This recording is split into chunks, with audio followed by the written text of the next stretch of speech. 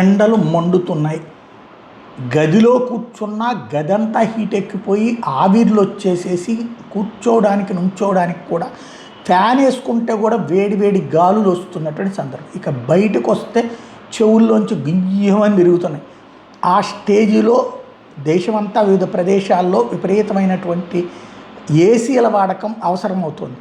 India peak power అంటే అత్యధికమైనటువంటి విద్యుత్ వినియోగం వచ్చేటప్పటికి ఆల్ టైమ్ హై 252.07 గిగావాట్లు నమోదైంది.